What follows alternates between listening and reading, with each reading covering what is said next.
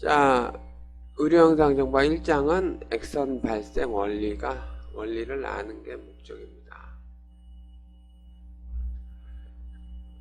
액선 영상 성립의 원리를 보면은 액선을 이용해서 영상을 만들어야 되는데 어떻게 만들어지는지 알기 위해서는 우선 액선, 그리고 액선은 어떻게 만들어내는지, 그 다음에 액선이 인체 내에서 어떻게 작용을 하는지, 이러한 내용들을 알아야 되겠죠.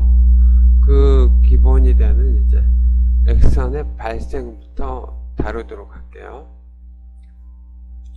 자, 액선의 발생을 보면은 액선과는 음극과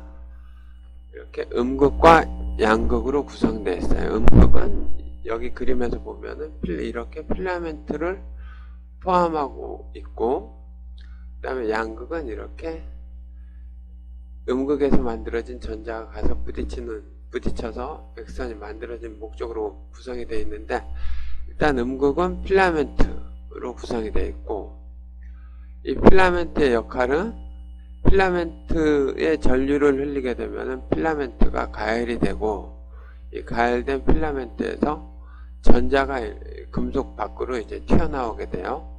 이렇게 만들어진 전자를 열전자라고 해요. 그래서 필라멘트를 가열하면은 열전자가 방출이 되고 금속 밖으로, 그 다음에 이 음극하고 양극에 전압을 가하게 되면은 여기서 만들어진 열전자가 이 전압에 의해서, 물론 이제 좀 더 정확하게 얘기하면은 이 두 음극과 양극 사이의 전압 차이에서 만들어지는 이 내부의 전기장에 의해서 이 전자들이 양극 쪽으로 가속이 되게 돼요. 그럼 이 가속된 전자는 결국 이제 양극에 이제 가서 부딪히게 되고, 양극에 부딪히면서 액선이 만들어지게 돼요. 그럼 만들어진 액선은 크게 이제 저지선과 여기 나타나는 저지선과 여기 나타나는 특성 액선으로 나눠지게 돼요. 그럼 저지선은 다른 말로 이제 제동복사라고도 하고, 이게 어떻게 이제 만들어지느냐, 물론 여기서 나타내는 저지선은 액선을 나타내는 말이에요. 가속된 열전자가 타겟이 원자핵에 의해 진행 방향이 바뀌면서 에너지를 방출한다. 이 얘기는 무슨 얘기냐면은, 여기 파란색으로 이제 전자가 그려져 있는데, 이 빨간색 양전하를 표시하는 이 빨간색은 타겟 물질 내에 원자핵을 얘기하는 거예요. 그러면은 이 전자가 양극 타겟에 충돌한다는 얘기는 전자가 양극 타겟 안으로 이렇게 들어간다고 생각하면 돼요. 그럼 양극 타겟 안으로 들어간 전자는 양극 타겟 내에 원자핵, 즉 양전하를 띠고 있는 원자핵의 영향을 받게 되는데, 그럼 전자와 이제 마이너스 전하를 띤 전자와 플러스 전하를 띤 원자핵 간에는 서로 상호작용이 있겠죠. 보통 일반적으로는 인력이 잡아당기는 힘이 작용한다고 얘기를 하는데, 이 가속된 전자가 양극 타겟 내에서 이렇게 양성자에 의해서 이렇게 힘을 받아서 이 경로가 이제 변경되게 돼요. 이렇게 경로가 변경되면은, 경로가 변경되는 과정에서 에너지를 잃게 되는데, 그 잃은 에너지만큼이 외부의 에너지로 방출되게 돼요. 이렇게. 그래서 이제 이 외부로 이제 방출되는 이 에너지, 이게 바로 X선이에요. 여기서 만들어진 액선은 낮은 에너지 액선이 그 비중이 크고, 이제 높은 에너지 액선이 비중이 작은데, 자, 여기 그래프를 보면은 가로축이 에너지를 나타내고 세로축이 만들어진 액선의 양을 나타내요. 그럼 에너지가 높을수록 만들어지는 액선의 양이 작다는 걸 표현해주는 그림이에요. 그럼 왜 낮은 에너지 액선이 많고 높은 에너지 액선이 적은가? 이건 앞장의 그림을 보면, 자, 여기 보면은 일반적으로 원자 하나가 양성자와 전자로 구성되어 있는데, 그 양성자의 크기가 원자 하나의 크기를 이 운동장으로 보면은 양성자의 크기는 운동장 한가운데에 있는 개미만한 크기예요. 그러면은 누군가 이 멀리서 이제 돌을 던진다고 치면은 이 개미 근처에 가는 이 돌이 많겠어요? 아니면 이 바깥쪽으로 떨어지는 돌의 양이 많겠어요? 여러분들이 생각하기에도 이제 밖으로 떨어지는 돌의 양이 많겠죠? 그러면은 이 얘기를 다시 보면은, 자, 이 양성자 근처로 가는 전자의 개수보다는 양성자에서 좀 멀리 떨어져서 지나가는 전자의 개수가 많을 것이고, 그러면은 양성자에서 멀리 떨어져서 진행하는 전자의 경우는 그 경로가 조금밖에 변화하지 않을 거고, 양성자에 가까이 진입한 전자는 그 경로가 크게 변화할 거란 말이에요. 그러면은 이 양성자에서 멀리, 이 원자핵에서 멀리 지나가는 전자는 경로가 조금밖에 변경이 안 되니까 이 방출되는 에너지도 굉장히 낮은 에너지일 거란 말이에요. 그래서 저 낮은 에너지 액선의 발생량이 굉장히 많다는 얘기예요. 일반적으로 이제 액선 에너지가 굉장히 낮으면은 투과력이 매우 약할 거 아니에요? 투과력이 매우 약한데, 그럼 이 투과력이 약한 X선은 우리가 영상 촬영에 이용하는데 아무 쓰임새가 없어요. 왜냐하면 인체에 다 흡수가 되기 때문에. 그래서 이 낮은 에너지 액선들은 쓸모가 없는 액선 성분들이기 때문에 이 낮은 에너지 액선을 제거해 줘야 되는데, 낮은 에너지 액선은 얇은 알루미늄 판을 이용해서 보통 이제 제거를 시켜줘요. 이렇게 낮은 에너지 액선을 제거한 에너지 분포는 이 아래 그림과 같이 낮은 에너지 액선이 제거되고, 이렇게 에너지 분포가 이런 식으로 돼요. 보통 일반적으로는 이렇게 에너지에 대한 이제 양, 이렇게 다루는 거를 에너지 스펙트럼이라고 보통 얘기를 해요. 그 다음에 아까 초기에 얘기했던 액선은 저지선과 특성 액선으로 나눠진다 그랬잖아요. 자, 특성 액선은 X선에 의해 전자가 방출됐을 때 외곽 전자를 끌어 빈 자리를 메꿀 때 궤도간 에너지 차만큼의 에너지를 방출한다. 이 얘기는 뭐냐면, 이 그림에서 보면은 음극에서 만들어진 전자가 양극 타겟으로 와서 부딪히는데, 그 중에 일부는 어때요? 양극 타겟 내에 전자와 부딪히게 돼요. 그럼 충분히 에너지가 높은 전자가 양극 타겟 내에 원자를 구성하고 있는 전자와 부딪혀서 이 전자를 밖으로 빼내게 되면, 이렇게 오른쪽 그림처럼 전자를 밖으로 빼내게 되면 어떤 일이 벌어지느냐? 그럼 이 원자 입장에서는 이제 자기 전자를 하나 뺏겼기 때문에 불안정한 상태가 돼요. 이 원자는. 그러면 이 원자는 안정된 상태가 되기 위해서 바깥쪽에서 전자를 끌어들여요. 바깥쪽 궤도에 있는 전자를 안으로 끌어들이기 때문에 이 두 궤도, 이 궤도와 이 궤도의 에너지 차이만큼을 이 바깥쪽에 있는 전자가 밖으로 내보내고 이 안으로 들어가게 돼요. 그래서 이렇게 이 그림상 보면은 이렇게 바깥 궤도에 있는 전자가 에너지를 밖으로 방출하면서 안쪽 궤도로 들어오는데, 이 궤도와 궤도 사이에 에너지 차만큼의 액선이 발생해요. 이것을 이제 특성 액선이라고 얘기를 하는데, 이 특성 X선은 각 물질마다 서로 고유한, 각 물질마다 이제 고유한 궤도 간 에너지 차가 존재해요. 그래서 이렇게 이 그림에서 보면은 특정한 에너지 대역의 X선이 이렇게 만들어지게 돼요. 이런 X선을 이제 특성 X선이라고 얘기를 해요. 그러면 앞에서 봤던 전지선과 특성 X선을 합쳐서 그리게 되면은 이렇게 이런 에너지 스펙트럼을 나타내는 이런 에너지 분포를 갖는 에너지 스펙트럼이 만들어지게 돼요.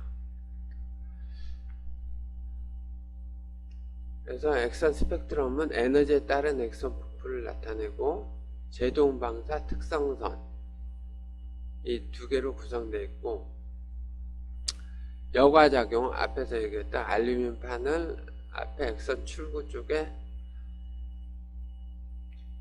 설치하게 되면은 이 낮은 에너지 X선이 줄어들어서 벨 형태의 곡선이 이렇게 만들어지게 돼요. 이렇게. 그럼 이렇게 만들어진 X선이 인체에 조사하게 되면은 어떻게 되겠어요? 일부 에너지가 낮은 X선들은 인체에 흡수가 되고, 에너지가 높은 X선들은 일부 피사체를 통과하게 돼요. 그런 이제 감쇄 말고도 이제 나중에 다룰 거리 역자승 법칙에 의한 에너지 강도가 약해지는 현상도 존재하게 돼요.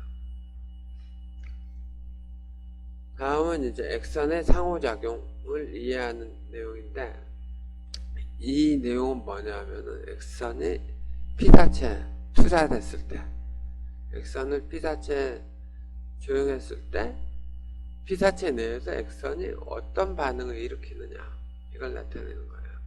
이게 바로 이제 X선을 이용해서 영상을 형성하는 가장 기본적인 내용이에요. 그럼 피사체 내에서의 X선의 상호작용을 보면은 일단 광전 효과라는 현상이 있고, 그 다음에 콤프턴 효과라는 현상이 있고, 세 번째는 톰슨 효과가 있어요. 이렇게 세 가지 현상이 피사체 내에서 X선이 상호작용하는 내용들이에요. 자, 그 중에 첫 번째 광전 효과를 보면은, 얘는 X선이 대상 물질을 구성하는 원자의 궤도 전자에 에너지를 전달하고 소멸하고, 에너지를 흡수한 전자는 그 궤도로부터 벗어남.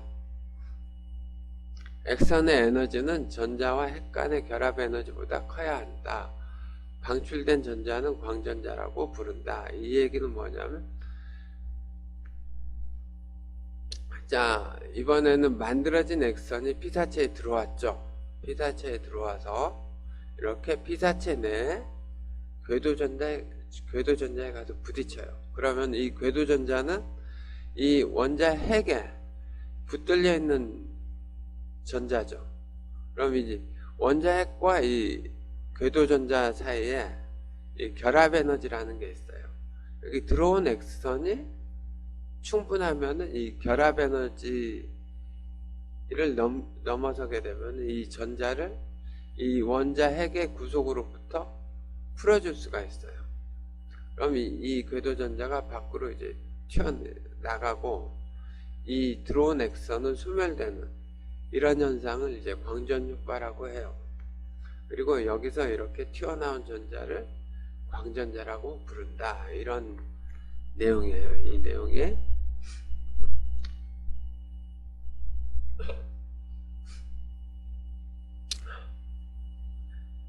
이 그래프는 관전압에 따라서 연부 조직과 뼈나 아이오다인 등의 이제 어떤 식으로 이제 감쇄가 되는지를 나타내는 그림이에요. 물론 감쇄된다는 얘기는 피사체 내에서 상호작용을 한다는 얘기겠죠. 이렇게 에너지가 높을수록 감쇄되는 양이 점점 줄게 되겠죠. 감쇄되는 양이. 그걸 나타내는 그림이에요. 그 다음에 컴프턴 효과 두 번째 컴퓨터 효과.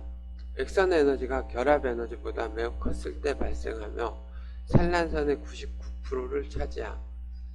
학생들이 고등학교 때 물리 시간에 배웠을지도 모르는데 요즘 학생들은 물리를 안 들은 학생들도 꽤 많은 걸로 알고 있어요. 자, 보면은 이렇게 액선이 피사체에 투사됐을 때 이 액선의 에너지가 매우 크다면은 자, 피사체 내에 궤도전자에 그 에너지를 전달하고 그러면은 그 궤도전자를 이제 탈출시킬 수 있는 그 에너지만큼은 궤도전자에 주고 그 남은 에너지는 어떻게 되느냐? 그 남은 에너지는 이렇게 산란선의 형태로 이렇게 방출이 돼요. 그러니까 이 충분히 높은 에너지의 액선은 자, 궤도전자를 탈출시키는 에너지와 그 다음에 그 남은 에너지 이렇게 산란되는 남은 에너지 이렇게 산란시키는 그 남은 에너지가 이렇게 산란선 형태로 이렇게 방출되게 돼요. 이 오른쪽 그림은 다양한 조직 내에서 컴퓨턴 산란 현상이 어느 정도 차지하느냐를 그려놓은 그림인데 지금 학생들이 보기엔 좀 어려울 것 같아요. 그 다음 톰슨 효과. 톰슨 효과는 뭐냐? 앞에 그 두 가지 광전 효과하고 컴퓨턴 효과는 입사 에너지가 그 전자와 원자 핵 간의 결합 에너지보다 최소한 크거나 같을 때 현상을 얘기해요. 근데 이제 여기서 말하는 톰슨 효과는 원자 핵과 이 전자의 결합 에너지보다 낮은 에너지의 액선이 들어왔을 때 일어나는 현상이에요. 그럼 이 액선이 들어와서 전자의 궤도전자에 부딪히게 되면은 이 궤도전자를 이 원자 핵의 구속으로부터 충분히 탈출시킬 수 있는 에너지가 아닌 경우에 어떻게 되느냐? 그러면은 이 액선을 맞은 이 전자는 이 액선을 흡수하게 돼요. 흡수해서 이 전자는 에너지가 살짝 이제 높아진 상태 내지 들뜬 상태라고 일반적으로 얘기하는데 들뜬 상태가 되는데 이 전자도 마찬가지로 안정적인 궤도에 존재하고 싶어 해요. 전자들도. 그래서 자기가 이 안정된 궤도에 요구되는 에너지보다 더 높게 되면은 안정되기 위해서 그 궤도의 결합 에너지 이상의 에너지 분해서 결합 에너지를 뺀 만큼의 에너지를 밖으로 방출시키고 이 전자 본인은 다시 안정된 상태로 들어가요. 이렇게 만들어지는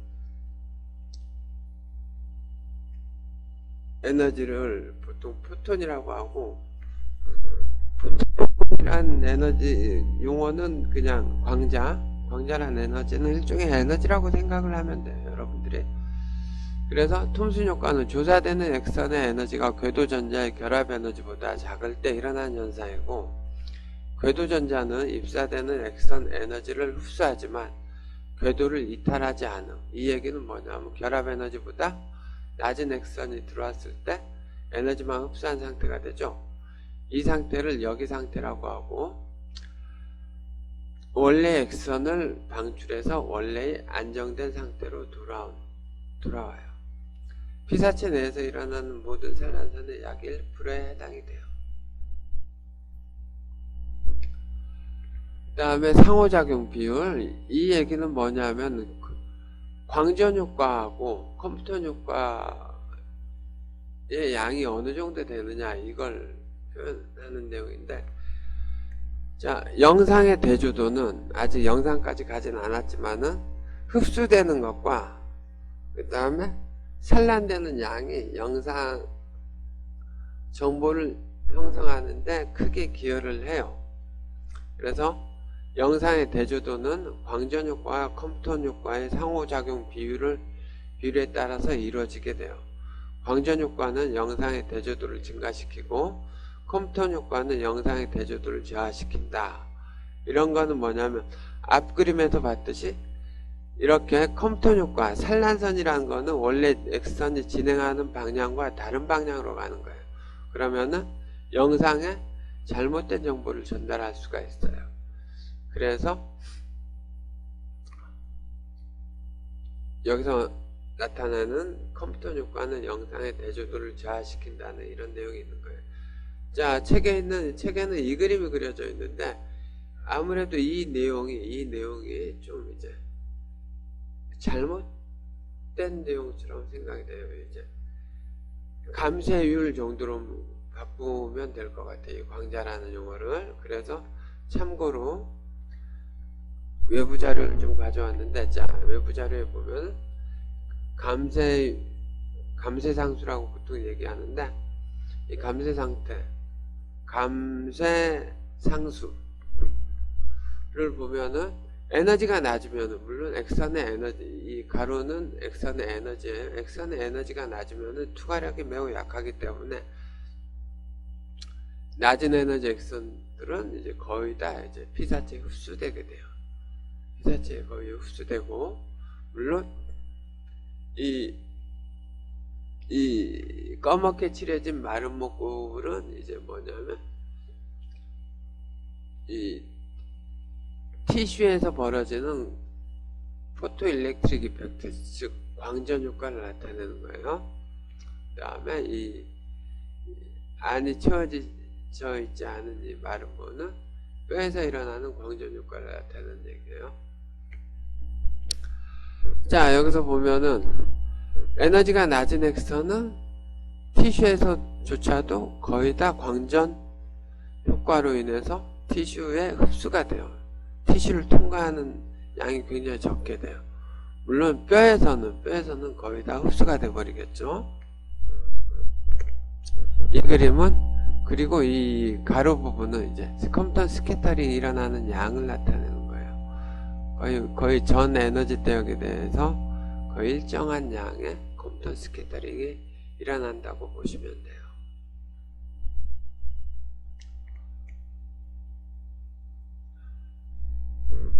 그럼 이제 인체 조직과 상호작용과의 관계. 자, 조직 밀도와 원자 번호. 피사체의 대조도는 조직의 종류에 따라 X선의 흡수차가 생겨. 자, 이 얘기는 뭐냐면은 피사체의 대조도는 조직의 종류에 따라 X선의 흡수차가 생긴다는 얘기는, 예를 들어 낮은 에너지 X선이 그 얘기보다는 이제 적절한 에너지 X선이 티슈, 그러니까 흔히 말하는 살이죠. 여러분들이 생각하는 살에 입사하게 되면 일부는 통과를 하고 일부는 흡수가 돼요. 그렇죠? 그럼 살과 뼈를 예를 들면 에너지가 일정 수준 이상의 에너지가 되지 않으면은, 즉 이제 낮은 에너지 X선들은 살에서는 일부가 투과하고 뼈에서는 거의 투과를 못하죠. 그러면 살 부분은 X선이 투과돼서 그 영상을 형성할 수 있는데, 뼈 부분은 어때요? X선이 다 흡수되기 때문에 영상 형성에 기여할 수가 없어요. 그런 얘기예요. 피사체의 대조도는 조직의 밀도, 원자 번호의 차이에 의해서 생긴다. 자, 그럼 이제 조직의 밀도가 높으면 X선이 투과가 잘 되겠어요? 안 되겠어요? 밀도가 높으면 X선 투과가 잘 안 되겠죠? 그리고 원자 번호가 높으면 X선이 투과도 안 돼요. 그러면 X선의 강도와 상호작용을 보면은 관절류 조사 시간 촬영 거리가 변화하면 필름에 도달하는 X선의 강도는 달라진다. 이 얘기는 뭐냐면은 관전류와 조사 시간은 뭘 결정하냐면 X선의 양을 결정해요. 양을 결정하기 때문에 X선의 양이 많으면 많을수록 이 뒤쪽에 필름, 즉 영상을 검출하는 장치에 도달하는 X선이 많아지겠죠. 그리고 촬영거리와 관련된 내용은 나중에 다룰게요. 그 다음에 액선의 강도를 반으로 줄이면, 액선의 양을 반으로 줄이면, 이런 말로 생각하면 돼요. 피사체 내에서 일어나는 현상도 전부 다 반으로 줄겠죠? 개수가 반으로 주니까. 그 다음에 액선 에너지 변화는 1차적으로 관전압에 의해 제어되므로 대조대에 많은 영향을 준다. 자, 이 얘기는 뭐냐면 액선관에서 관전압을 음극과 양극 사이에 가해주는 전압을 관전압이라고 얘기하는데, 이 전압을 높이면 어떻게 돼요?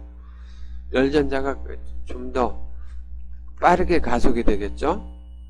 열전자가 빠르게 가속되기 때문에, 그럼 이제 더 빠른 열전자는 더 높은 에너지의 액선을 만들 수가 있어요. 그래서 액선 에너지 변화는 대조대에 많은 영향을 준다. 이 얘기는 액선의 에너지가 높으면 투과력이 높아져서 필름에 도달하는 양이 많고, 에너지가 높은 액선은 티슈에서는, 물론 티슈는 아까 살이라고 했죠. 티슈에서는 거의 다 투과되고, 뼈에서는 일부는 투과하고 일부는 흡수되겠죠. 이런 식으로 이제 뼈에서의 대조도를 좀 증가시킬 수가 있어요. 관전압은 액선상의 대조도 변화의 가장 큰 요인이 된다. 이 얘기가 방금 전에 했던 얘기와 유사한 얘기예요. 오늘 첫 번째 시간은 여기까지 하도록 할게요.